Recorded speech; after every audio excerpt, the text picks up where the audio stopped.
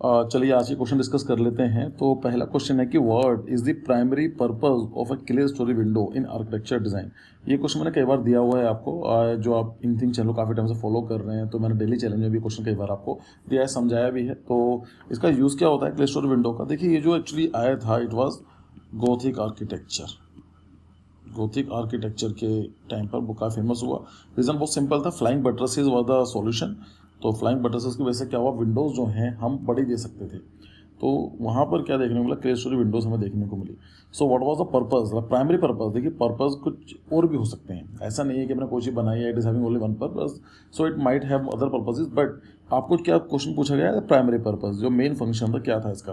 Provide natural lighting, पहला option. Enhance ventilation, second option. Improve structural stability, third option. And the fourth one is creating visual interest. तो देखा जाए, मैं ये भी कर सकता हूँ, ये भी कर सकता हूँ, सुंदर लगती है, इसको इग्नोर नहीं किया जा सकता। इवन अगर देखा जाए तो हम इसको भी इग्नोर नहीं कर सकते हैं, ठीक है, कैसे मना करेंगे। लेकिन the point is primary, so it should the primary function is the providing natural light, ठीक है। वहाँ वेंटिलेशन की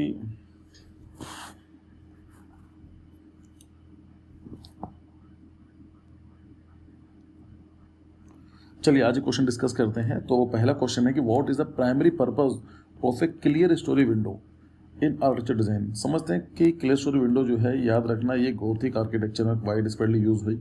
तो जो क्लियर स्टोरी विंडो है ये आपको गोथिक में ही देखने को मिलेगी, ठीक है। रीजन बहुत सिंपल था, because of the flying buttresses now it was quite possible to have the thin wall and providing the big openings. तो बिग ओपनिंग देने के लिए क्लियर स्टोरी विंडोज बनाई जाती थी।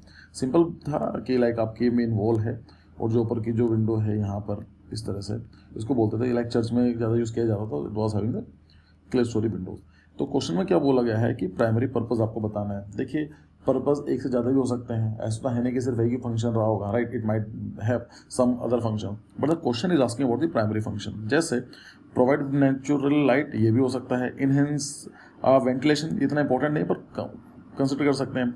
इंप्रूव स्ट्रक्चर स्टेबिलिटी, ये तो बिल्कुल भी नहीं होगा। And the fourth one create visual interest, तो ये भी हो सकता है। तो देखा जाए तो मैं इसको भी कर सकता हूँ, इसको भी कर सकता हूँ, थोड़ा बहुत बी को भी क्लिक कर सकता हूँ, but the question is talking about the primary purpose. तो primary is providing natural light. वहाँ पर वेंटिलेशन का इतना ही कोई लोड नहीं थी, जरूरत नहीं थी वेंटिलेशन की, क्योंकि जो गोथिक आर्किटेक्चर स्टार्ट हुआ था, ये स्टार्ट हुआ था आपका यूरोपियन कॉन्टिनेंट में। अगर to be more accurate, it start in France, उसके बाद यूके, फिर जर्मनी, इन कंट्रीज में, इटली वगैरह में बाद में स्प्रेड आउट हुआ। तो इसके लिए सही ऑप्शन क्या होगा, providing natural light. Next question है, which architectural style is characterised by its use of exposed brick work. मतलब क्या है, आपकी जो वॉल बनाई गई है and it is having like जो भी किस तरह की बनाई गई है, कोई भी इसके अंदर जो बॉन्ड है, जो कोर्स है वो ठीक है, लेकिन इट इज़ हैविंग एक्सपोज, मतलब उसके ऊपर कोई आपने कवरिंग नहीं की है, कोई अपने उसके ऊपर कोई भी प्लास्टर नहीं लगाया हुआ है, कोई भी अपना मोल्डिंग वगैरह कुछ नहीं की हुई है। स्टील बीम्स, तो आप समझ सकते हैं, ओपन फ्लोर प्लान्स। इसका सही आंसर क्या होगा, इंडस्ट्रियल आर्किटेक्चर। गोथिक के अंदर आप लोग जानते हैं ये सब कुछ नहीं था, स्टील बीम्स वगैरह कोई यूज़ नहीं हुई थी, एक्सो ब्रिक वर्क ये किसी काम का नहीं है। न्यो क्लासिकल के अंदर भी ऐसा कुछ नहीं था और रोकोबाई नहीं था, सो सही आंसर क्या होगा, because of the steel beams. तो यहाँ पर इंडस्ट्रीज में ये डेवलप की गई थी, तो it was the industrial architecture. Next question है, what is the primary function of dormer windows in architectural design. देखिए, डोरमर विंडोज होती क्या है, पहले हम समझते हैं डोरमर विंडोज क्या है। लाइक आपने इस तरह की देखी होंगी, जो हम बचपन में हट्स बनाते थे, राइट, इस तरह की है। तो अगर मैं इस तरह की विंडोज के लिए ऐसा कुछ दे देता हूँ, इस तरह की विंडोज, हम उसको बोलेंगे डोरमर विंडोज। दोबारा बनाओ यार, लाइक सिंपल है, इस तरह की जो विंडोज होती हैं उनको बोला जाता है डोरमर विंडोज। वो प्रोसेस बनेगी तो लाइक दिस, और ये ऐसा, तो ये जो है दिस इज डोरमर विंडोज। इसका यूज क्या था, प्राइमरी फंक्शन पूछा गया है, providing additional headroom and natural light in attic spaces. Yes definitely, ये सही इसका आंसर है। इनहेंस वेंटिलेशन, ये भी हो सकती है, but it is the question is talking about the primary function, तो ये भी हो सकता है, लेकिन प्राइमरी क्लिक करेंगे तो आप इस पर क्लिक करके आएंगे। इंप्रूव स्ट्रक्चर स्टेबिलिटी, ये नहीं, क्रिएटिंग विजुअल इंटरेस्ट, अगेन ये भी हो सकता है, बट इंपॉर्टेंट नहीं है। सही ऑप्शन क्या आएगा इसका, option number this, option number 1।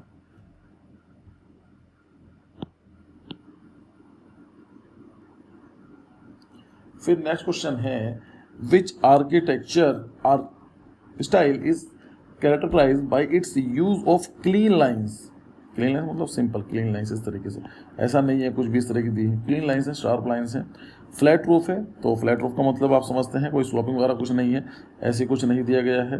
It is having only flat roofs, like इस तरह का फ्लैट, इस तरह की। And emphasis on functionality over the ornamentation. देखिए सबसे जो फेमस कोट है ना architecture, this is the form follows function. तो ये जो कोट बोला था हेनरी सुलेवान ने बोला था, तो मतलब उन्होंने क्या बोला, फॉर्म फॉलोज फंक्शन। फंक्शन का मतलब होता है नीड और फॉर्म का मतलब होता है लुक। आप कोई भी बिल्डिंग को देखते हैं तो दो चीज़ नोटिस करते हैं, या तो आप उसकी बिल्डिंग को देख के इंस्पायर्ड होते हैं कि सुंदर बिल्डिंग है, but you have no idea कि बिल्डिंग काम क्या करती है, राइट। हम उसको बोलेंगे इसकी फॉर्म देख के। अगर मान लीजिए आपने कैसी बिल्डिंग देखी जो सुंदर लग रही है, आप कैसे बोलेंगे कि अच्छा आर्किटेक्चर है, आप बोलेंगे कि wow it's a beautiful building, तो एक्चुअली फॉर्म के ऊपर टारगेट कर रहे हैं। लेकिन फंक्शनल मतलब क्या होता है कि उसका नीड क्या है, ये बिल्डिंग काम क्या करती है, नीड है, या हम बोल सकते हैं पर्पस, कि what is the purpose of that building. तो हेनरी सुलेवान ने बोला कि आर्किटेक्ट का जो प्राइमरी टास्क होना चाहिए टू मीट दिस फंक्शन, कि आपका काम होना चाहिए इस फंक्शन को मीट करो। फॉर्म अपना आप ऑटोमेटिकली फॉलो करेगी। अगर आपका फंक्शन सही है बिल्डिंग का तो फॉर्म की प्रॉब्लम बिल्कुल भी नहीं आने वाली है। सो क्वेश्चन क्या बोला गया है कि flat roofs and emphasis on the functionality, मतलब वही है, ऑर्नामेंटेशन का मतलब वही होगा, किसी को सुंदर बनाने की जरूरत नहीं है, जो बिल्डिंग है आपका जो मेन टारगेट है उसको पूरा करो। सो बाउस है आर्ट डेको, गोथिक रिवाइवल है एंड रोमांस आर्किटेक्चर है। So it was the Bauhaus. ये एक्चुअली क्या था, it started in Germany. Even आज भी आप यहाँ पर मास्टर्स वगैरह कर सकते हैं बाउस स्कूल से ऑफ आर्किटेक्चर। और ये स्टार्ट किया गया था वॉल्टर ग्रोपियस, ठीक है। तो ये नाम याद रखना, Walter Gropius was the main person behind the Bauhaus movement. Next question है, what is the primary purpose of a parapet in architecture design. Parapet, तो ये क्वेश्चन नाटा 2024 में कई बार रिपीट हो चुका है। आपके जो एग्जाम्स होते हैं, जो हर वीकेंड आप एग्जाम देते हो, कई बार क्वेश्चन रिपीट हुआ पैरापेट। पैरापेट का मतलब क्या होता है, एक छोटी वॉल बनाई जाती है जहाँ पर सडन फॉल होता है। लाइक ये आपकी छत है जहाँ पर आप जा सकते हैं, टेरिस है, लेकिन अगर मान लीजिए कोई भी जाए, गिर सकता है ना, सडन फॉल है यहाँ पर, एकदम गिर सकता है। हम क्या करते हैं, एक वॉल बना देते हैं। जो इसकी नॉर्मली जो हाइट रखी जाती है वो होती है 0.8 मीटर टू 0.9 मीटर, या बोल सकते हैं 80 सेंटीमीटर टू 90 सेंटीमीटर। ये उसकी हम लोग हाइट लेके चलते हैं। ये कहाँ पर देखने को मिलेगी, आपको हर जगह देखने को मिलेगी जहाँ पर भी सडन फॉल है। फ्लाईओवर्स होते हैं, फ्लाईओवर साइड में रखी जाती है, ठीक है, तो यहाँ पर आपको देखने को मिलेगी। सो काम क्या होता है, providing safety and concealment of the roof element. Yes, सही है बिल्कुल। तो इसका जो प्राइमरी टास्क क्या है, the right answer is providing safety and concealment of the roof element. तो ये इसका सही ऑप्शन हुआ। एनहेंस वेंटिलेशन, ये किसी काम का नहीं है। इंप्रूव स्ट्रक्चरल स्टेबिलिटी, ये भी नहीं है।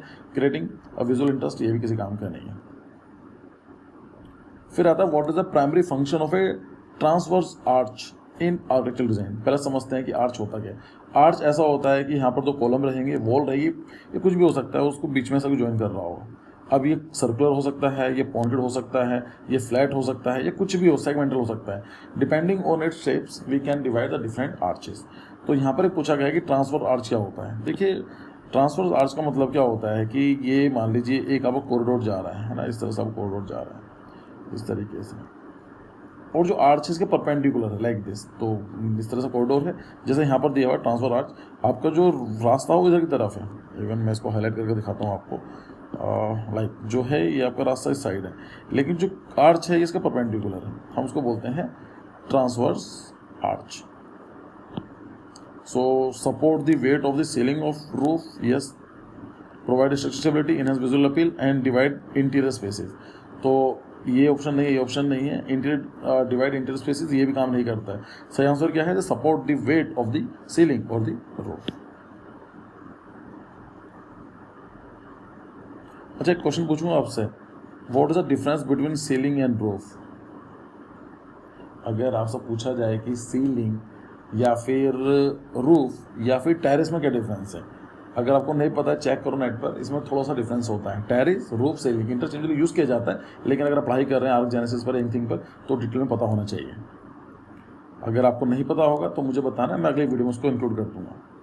फिर नेक्स्ट क्वेश्चन है, which architecture style is the characterised by its use of organic shapes, biomorphic forms and integration with the natural environment. तो यहाँ पर क्या है, ऑफकोर्स ऑर्गेनिक आर्किटेक्चर आ जाएगा। ऑर्गेनिक शेप्स हैं तो यहाँ पर आ जाएगा सिंपल। यहाँ पर ब्रूटलिज्म हो सकता है क्या? ब्रूटलिज्म के अंदर ऑर्गेनिक शेप्स आते ही नहीं है। वो मैंने लास्ट कल वीडियो में डिस्कस किया था। ब्रूटलिज्म की क्वालिटीज़ क्या होंगी? पोर सीमेंट, एक्सट्रीम एक्सपोज्ड सरफेसेस, एक काफ़ी बड़ी सी बिल्डिंग देखने को मिलेगी, लाइटिंग शेडिंग का देखने को मिलेगा, यूज ऑफ प्राइमरी कलर्स, अरे काफ़ी बड़ी सी बिल्डिंग, मोनोलिथिक स्ट्रक्चर होगा, ऐसा लगेगा अपने सीमेंट को फेंका हुआ है ना। तो ये सब चीज़ आती है, ऑर्गेनिक शेप नहीं काउंट आएगी। हाईटेक आर्किटेक्चर में यूज़ किया जाता है आपका, लाइक द लेटेस्ट टेक्नोलॉजीज वगैरह होती हैं, जो इंडस्ट्रियल प्रोडक्ट्स होते हैं उनको हम यूज़ करते हैं। डीकंस्ट्रक्शन का मतलब सेम चीज़ है कि आपके पास एक फॉर्म थी, उसको आपने डीकंस्ट्रक्ट कर दिया, ठीक है। तो ये आ गया। What is the primary purpose of flying buttresses in the architectural design? ये तो आप जानते हैं कि अगर फ्लाइंग बटरसेस के बारे में बात हो रही है तो it is always about the Gothic architecture. तो उसका काम क्या था? Supporting the wall of a building. Yes definitely यही काम था। एडिशनल इंटरस्पेसेस ये कैसे काम करें? एनहांस विजुअल अपील, ये कैसे कंट्रोल टेम्परेचर।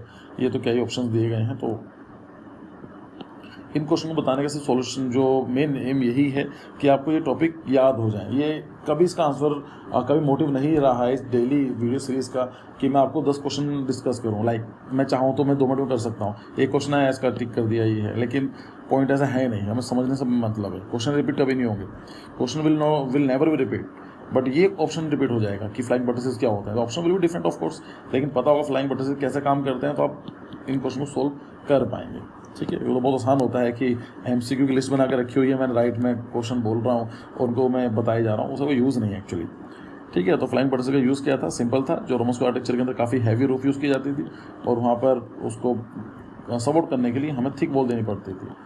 क्यों? काफ़ी था। अब उसमें क्या करा, फ्लाइंग बटर्स बना दिया गया, तो सोल्यूशन निकाला, तो जो मेन जो वॉल थी इसका लोड इस पर ट्रांसफर कर दिया गया। सो फ्लाइंग बटर्स का मतलब क्या था? Support the wall of a building, ठीक है। And this is the last question for today कि which architecture style is characterised by its use of asymmetric forms, bold colours and dynamic shapes reflecting the chaos and energy of the modern world. तो आपको बताना था इसका क्या है, expressionism होगा, deconstruction होगा, डिजिटल जो होगा, नॉवी होगा। तो सही आंसर क्या है इसका? एक्सप्रेशनिज्म, ठीक है। तो जब इस तरह के एक्सप्रेशन वगैरह हम बात की जाती हैं तो यहाँ पर एनर्जी और ये सब चीज़ें, तो इसका सही आंसर आएगा एक्सप्रेशनिज्म। आई होप कुछ सीखने को मिला होगा। वीडियो पसंद आई तो बताना जरूर, और दोबारा वीडियो में मिलते हैं और नेक्स्ट कुछ क्वेश्चन डिस्कस करेंगे नेक्स्ट वीडियो में। तब तक के लिए पढ़ते रहिए। सी यू, बाय।